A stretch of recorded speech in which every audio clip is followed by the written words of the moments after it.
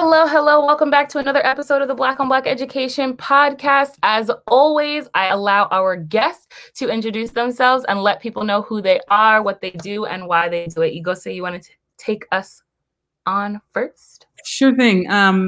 Thank you for having us on. I am in my 14th year of teaching. I'm currently a doctoral student at the University of San Francisco, studying, my focus is in racial justice.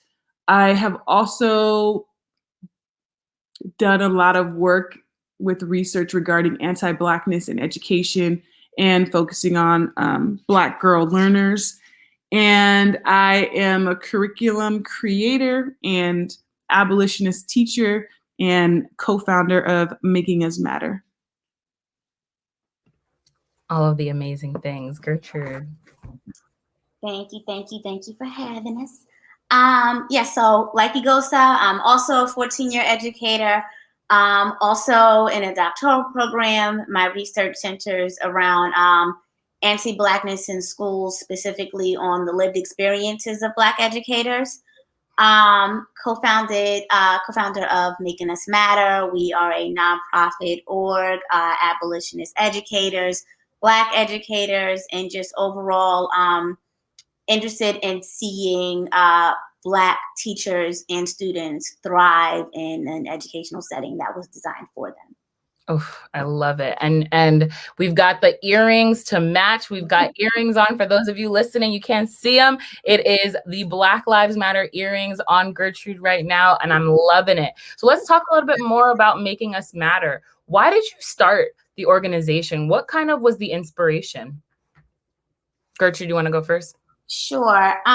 Well, initially, we were responding to the school shutdowns. Some schools took longer than others to set up a virtual platform, and we knew it was going to be the Black schools where they house Black, brown, and poor students would be the last. And true to form, like I have family members who have kids who school shut down mid-March. They didn't get a curriculum until like May 1st. So we tried to get ahead of that by creating an interim schooling so that high school kids, and we had some middle schoolers too, could come and get the schooling that their schools weren't providing, and like, let's be honest, weren't providing in the building either. So that's how we got started. We've grown since then though. Now that kids are officially back in the swing, we've moved into a Saturday program, and also will soon start transitioning into some curriculum retreats for educators as well. I love that. And so Eghosa, do you want to go in a little bit about how your organization values the voices of educators, and particularly Black ones?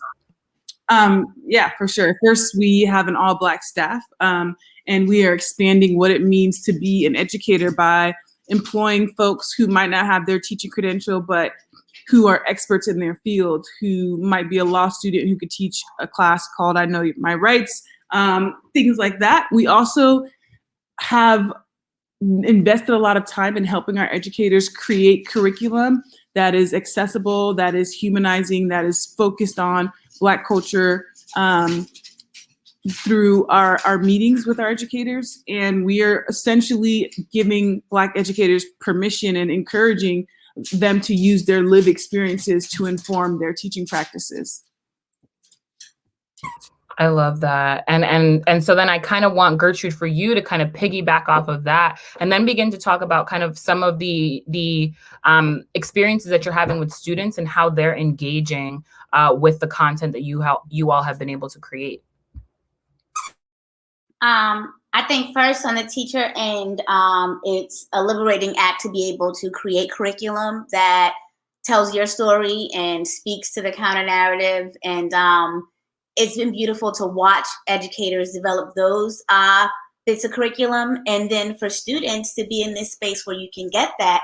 I just finished doing a PD with teachers in Minnesota, majority white staff, who are definitely missing the mark when it comes to any type of inclusion for Black students. So one of the most remarkable things about working with Making Us Matter and beginning this initiative is seeing students change and evolve. And the dope thing about it being virtual is that we have kids from all over. So one kid in particular, she's in Louisiana. She's in a red state. She's in a very red town that she's in. And this year she's decided to embrace her natural hair unapologetically. Yeah. Definitely like speaking up and having the conversations that even her teachers won't have. And that kind of courage to speak truth to power is what we want to see Black children, all children really, but specifically Black children, to be able to do and to have those conversations where they're not being had. Like, be the adults in the room if the adults in the room are not being the adults in the room. And a lot of them are getting that. That's awesome. I just finished reading Dr. Bettina Love's We Want to Do More Than Survive. And it has already become one of my favorite pieces of authorship of all time. Mm-hmm. So anyone who has not gotten it, let's go, because it just sets your soul on fire. And what y'all are doing remind me so much of when she talks about FIST, that organization that she had growing up that really brought her into her Blackness and showed her who she was and allowed her to walk through the rest of life with that. And for you all to be doing work that's doing that for kids is incredible and so admirable. Yeah, I just want to add, love Bettina Love, love that book. And love how she framed what it means to be an abolitionist educator. And I think the way that she's framed that really is so foundational to Making Us Matter, to our current research on comparing Black student experiences in schools. So yeah, big shout out to that pivotal piece. We got our fingers crossed. She's going to be on the podcast one of these days. We're going to get her. Absolutely. And so I want to start to kind of move backwards, right? So can you talk a little bit about, 14-year educator, as a first year, I'm like, how am I ever going to get there?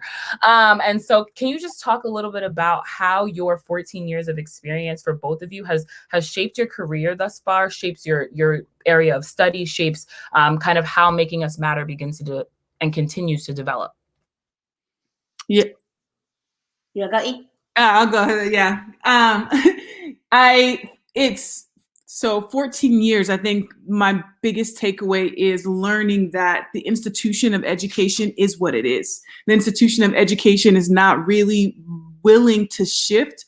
It's the same way we look at the prison system or policing. These are institutions that are set up to do exactly what they're doing. So there's not a lot of motivation to make it different.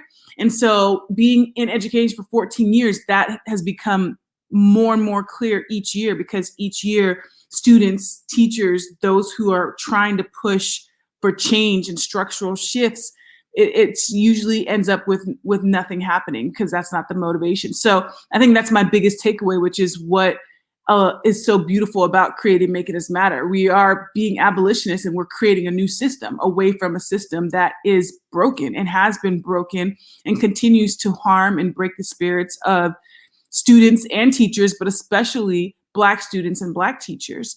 And my other takeaway for being in the game for 14 years is, do not let these people try to dim your light, because they will do it every day, all the time, every chance that they can get.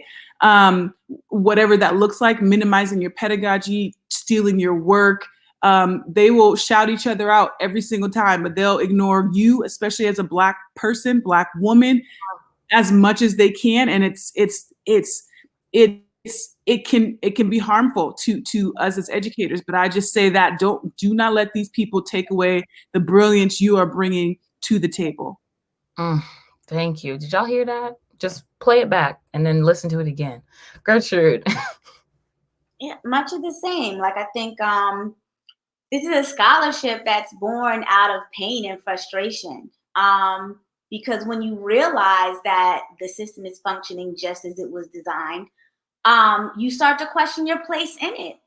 And especially when you know you have a knack for reaching students, especially when you know that you have a heart for students that teachers do not have heart for at all, it becomes incredibly frustrating. And I think that despite it all, these 14 years has given me that motivation. Much of what Eghosa has said, it's don't be a Black teacher and have the nerve to want to be innovative.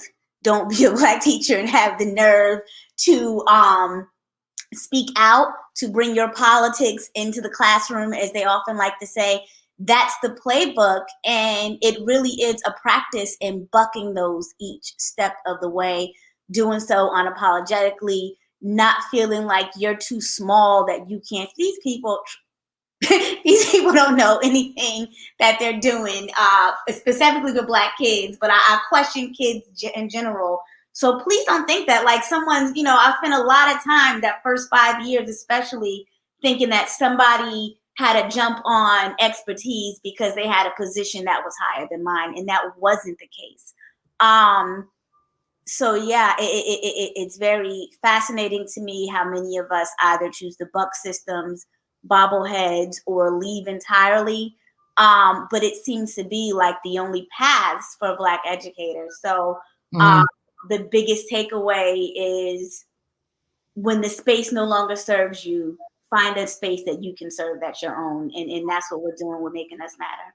Wow. I love, love, love that. My dad literally just told me I keep saying that so much on the podcast. I need to switch it up. I don't care. I love, love, love that. And what it makes me think and what it makes me feel is that there are so many of us that are feeling exactly what each of you said, and in their first year, in their fifth year, in their sixth year, and they think it takes until 14, 15, 20 years for them to have that understanding. And it doesn't. You can understand it in the first year. And like you said, I mean, I sit here for my first year in the classroom, questioning my place in it. So thank you so much for that. The insights were incredible. And so I just want to talk about academia, right? You're choosing to stay in the classroom, to create your own systems, but then also go into a racist, historically exclusionary system, in order to then continue to push yourselves forward. So I would love for each of you to talk just a little bit more in depth about your areas of study and how they will serve to get to the systems that we would love to see. Eghosa, kick us off. All right, for sure.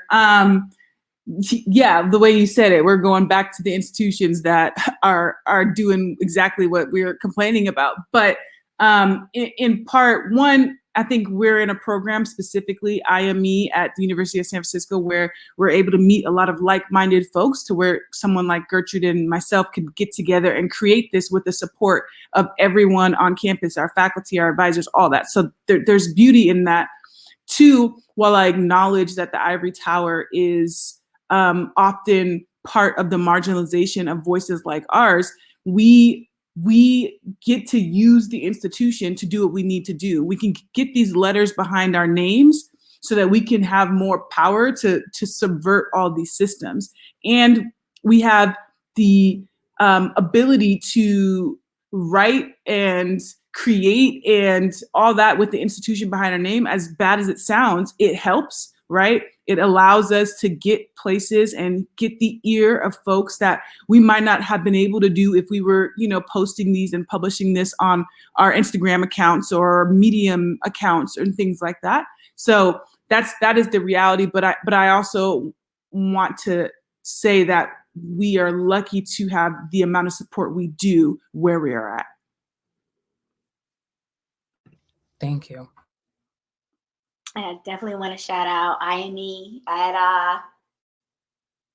SFU IME department, which is a very unique department because we know that not everybody has that same magic at USF. But also specifically as it relates to my research, I think that there's a way to be within and bust it wide open.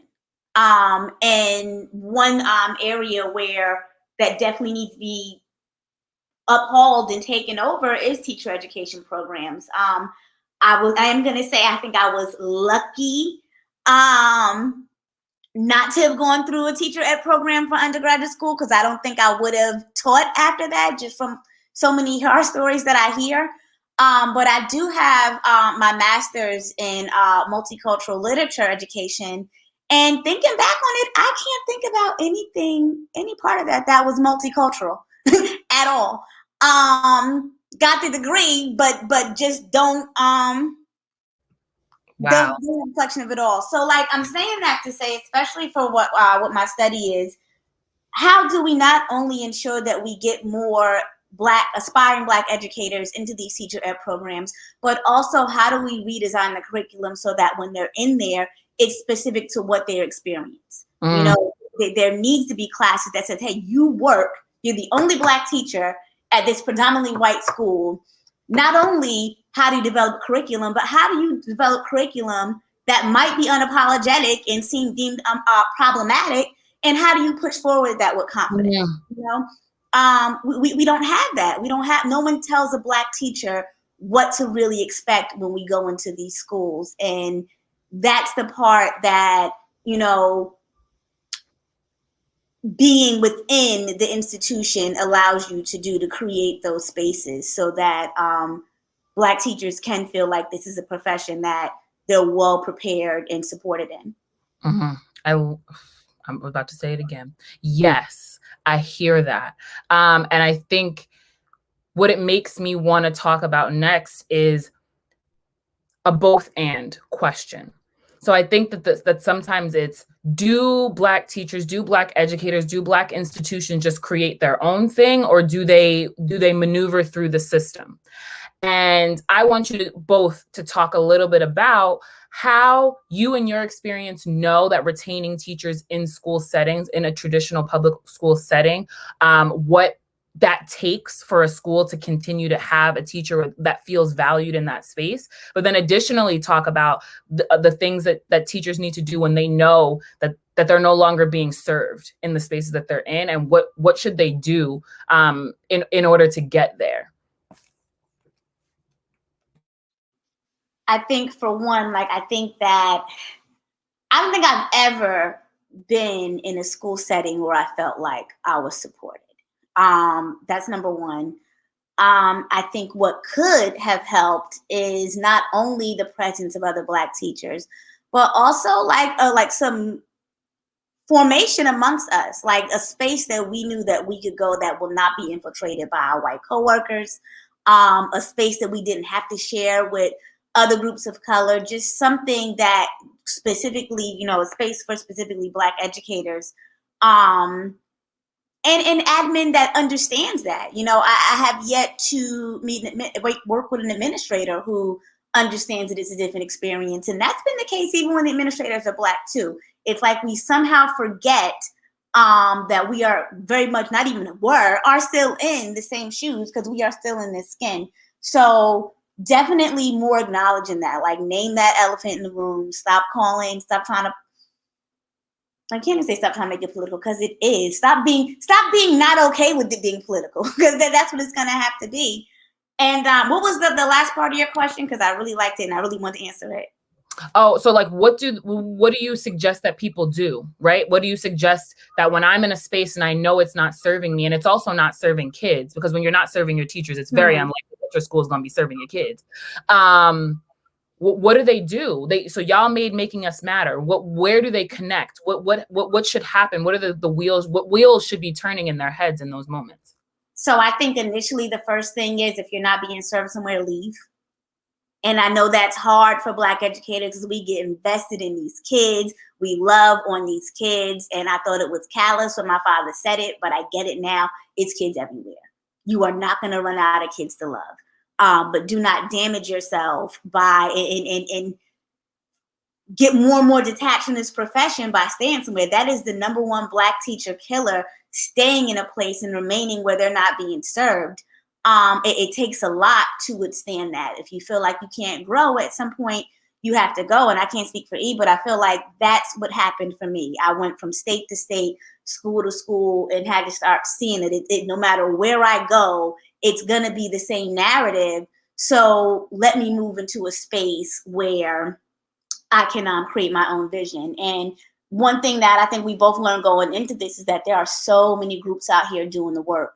So even people who are daunted by, okay, well, I don't want to start my own org, join one, join us, you know, like there doesn't have to be a huge weight on you to create the things you want to see. We out here. And I wish more of us realize that. Yes, find that coalition, 100%, 100%. Eghosa, anything you wanted to add? Yeah, I just want to say, I think for Black educators, we need to go into education understanding that the system isn't set up to support us. So if we go into it that way, we can work to build our own affinity spaces, and like Gertrude is saying, find spaces that already exist and join. It's imperative to the sustainability of us in this profession. But I do think with regard to Black retention, also it's twofold. It's like, do you want to put that responsibility in the hands of these institutions, these districts, these administrators who, to them, retention is like, let's hire some folks and see if that makes us look good and then keep it moving. But they're not actually making those school sites safer. They're not actually making those departments more inclusive and understanding of these teachers that come in from, intersectional, marginalized positions.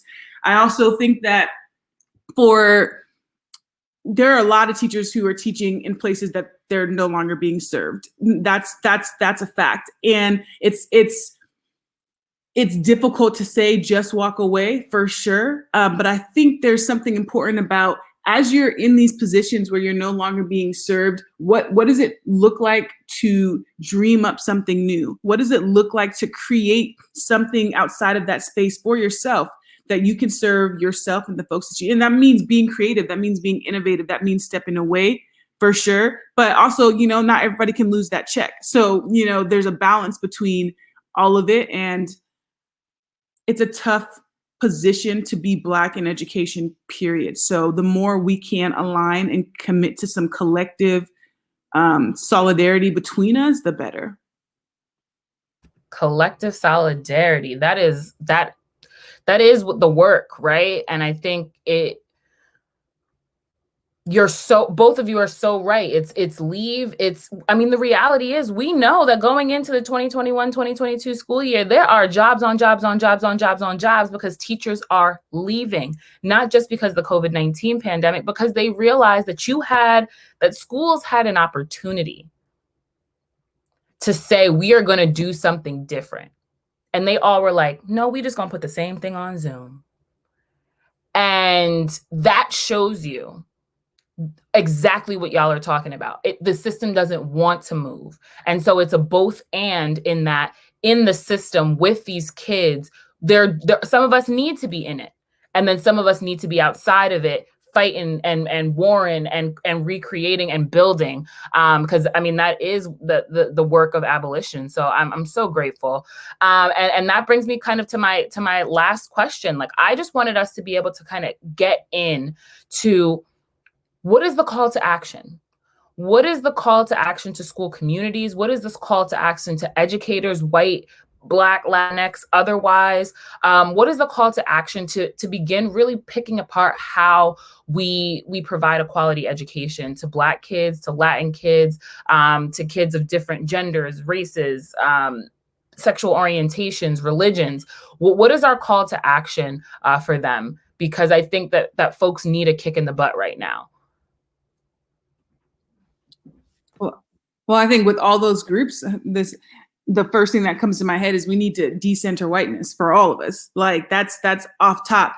A lot of studies will show when you have Black teachers at the helm, students perform better. When you have courses, like in Arizona, they're doing the ethnic studies course for the Latinx students. And when they're in those classes, their test scores, even though test scores are arbitrary, and we know what that is, went through the roof because they're engaged. They see themselves in the curriculum. They're seeing that their knowledge is valuable. And often education is set up so only certain people are valuable of knowing. Certain people are considered knowledgeable. And I think really, if we're talking about all those groups outside of just Black educators and Black students, there's something to be said about all of us banding together and creating our own insulated practices within these spaces. Like, how do we each create our own? Can I curse on this? I know, but that was what came to my head. How can we each create our own spaces so that we can elevate our own people so that we can challenge these oppressive systems, right? That's the way that we need to go about it. And when you give kids access to information, when you give kids access so that they can know themselves and they can know the world around them, they're more likely to have the ability to change the world. And so with education and all those different groups, it's really about folks in those groups creating their own affinity spaces, creating their own educational spaces, creating their own space to cultivate the educators that they want around their kids, and then elevating that. And then once we all establish that and we heal within our own communities, we can start to spread and have this solidarity amongst the BIPOC community and build from there. And then we can challenge the institution that's setting us up for failure, because we have this strong thing that we've created and dreamed up. So that's my take on it. Oh, so good. And I don't have anything extra to add to that at all. Just that doing that is not as impossible as we're conditioned to think that it is. And that's one thing that I feel like it's never difficult to figure out there's something wrong. You get that. You got that in your first year. But it's a whole nother thing to realize what you can do. And I think a big call is to realize that and not feel like you have to minimize. And that's why, like, I really believe in affinity group spaces. When we first started, I remember people from other BIPOC groups, so, we want to do this with y'all. And it's not about separating us. It's about, like, we have very unique histories with white supremacy in our own groups, and we need to discuss those things. And I think that if this year has proven anything, like, no one is exempt. And I think the quicker we get into holding on to that and understanding that that's the case, the quicker we'll be called to action. But definitely stop this act of self-minimizing. Definitely stop the act of being afraid of what administrators are going to say, with just the white supremacist messages that we get throughout the school that hold us from doing that. Like, it's all by design. Like, and that's what I'm wishing people would understand. Like, that is by design. Like, the fact that there might be, like, the top 10 in school, like, their images are plastered, their white faces are plastered against the wall. That's just not a message to shut down Black students. That's a message to shut down your Black ass too. And the minute we realize that, that's a conditioning that we have, the easier, not the easier, but how do I say this? It just puts you on the right track. But it's a painful place to be. It is painful. And I think that's what keeps people off. I think, like, that's what keeps people bobbling heads. I think that that's what keeps people safe on the job. And, like, while it may be playing it safe for our livelihoods, we playing a dangerous game with these kids, because all they do is replicate it. All they do is see us live being Black. And we have to ask ourselves, like, do we want the same issues that we're discussing as educators now? Is that the same kind of conversation we want our students to have down the line if they decide they want to be educators? And the answer should be no. The answer should be no. Oh, man. I mean, we could go. Okay, so the Google Voice just decided it was going to come on. Okay.